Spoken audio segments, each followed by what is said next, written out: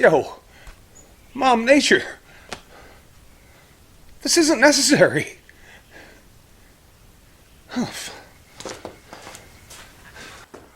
Hey, how you doing? My name is Chris. Welcome to my shop, and welcome to the first and last Canadian version of Make the First Cut. Hope you like it, eh? You bunch of hosers. All right, maybe not.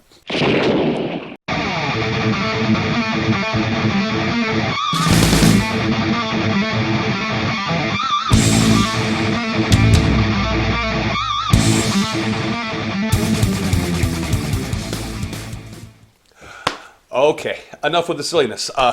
Let's just go ahead and get goofy. Just a quick little shop hack tip for you in case you ever run into a situation where you may need it. And it involves the following items.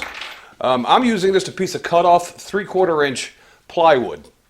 A 1/4 20 bolt with a wing nut. The bolt is about 1.25 inches long. A bar clamp. And one of these little work lights. You can usually find these in the home center for like maybe $5, $6 a piece. I mean, they're super cheap, but they do come in handy because this little spring thing on the end of it, that's the key to this thing. Here's what you do. Take your scrap piece of 3/4 inch plywood or regular wood, it doesn't really matter, and cut yourself a 1/4 inch slot in the end of this thing. That maybe the depth of cut on it was about maybe 1.25 inches, 1 3/8 maybe at the most. And I'll tell you why, because bar clamps, the thickness on a bar clamp, most of them, is a 1/4 inch. The width of them is about 3/4 inch. After you've cut your slot here, and you've made your depth of cut, up here, towards the end of the piece of wood, drill a hole that will accept that 1/4 20 bolt, and then thread the bolt through there and put the wing nut on. I'll show you what you get. You get this, and this is simply all I did was I took that slot, put it through the bar on the clamp, and tightened this 1/4 20 nut, bolt down with the wing nut. Had that stick in place. Put the light on top of it, and you've got a portable shop light for circumstances where you might need some light. Maybe you're working outdoors at night on a project in your driveway or something, and obviously there's no overhead light, but you need some because you want to see what you're doing. Just a quick little jig that'll give you a portable shop light wherever you want to put it.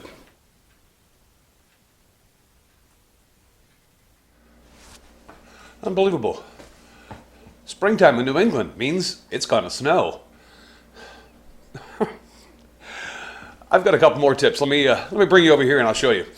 Okay, mixing 2-part epoxy. You're always looking for a place to go ahead and mix it. Tell you what I do. Grab a soda can, beer can, whatever you want. Mix the epoxy right in there.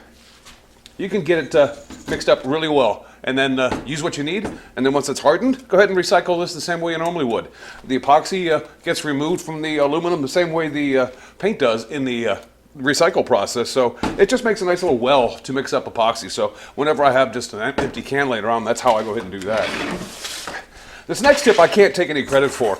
An old trim carpenter taught me this when I was painting my way through college. He asked me if I had a tape measure on me, and I said, "No, I'm painting. I don't have a tape measure." He said, "Oh, never mind. I think I got it." And I got curious, so I walked over and said, "What are you talking about?" He said, "Well, here, let me show you. Whether you know it or not, for those of us in the United States, the penny in the United States, have you ever measured this? Pretty handy measuring tool. If you measure this on a digital caliper, you'll see, let me see if I can get this up close to the camera so you can read that. Maybe I can, maybe I can't. If I can, I'll give you a close-up later. Pennies are exactly 3/4 inch wide. So he took out a bunch of pennies from his pocket, laid 4 of them across, he goes, "There's 3 inches. Now, I don't know how often that trick will come in handy for you, but who knows? Maybe you can use it.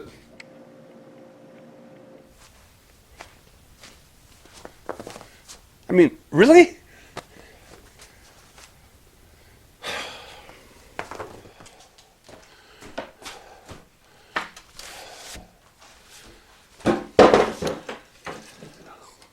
All right. I got one more for you, real quick. You got a hand plane? Do you use one a lot? And it doesn't matter if it's a wood one like this one or if it's a metal one, it doesn't really matter. If you notice that your hand plane is kind of dragging and isn't moving as smoothly as it used to anyway, quick tip for you. Keep a piece of household wax paper in your pocket, especially you guys that use these hand planes a lot. Flip the sole over. Rub the wax paper on the sole. After you've done that about, I don't know, 10 or 12, 13, 14, 15 times, go use your hand plane. You'll notice a killer difference. I'm kidding you not. It's amazing what the little bit of wax that's on a wax paper will do to the sole of a plane.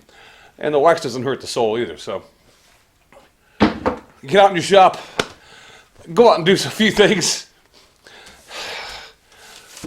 I've got a date outdoors. I'll talk to you later.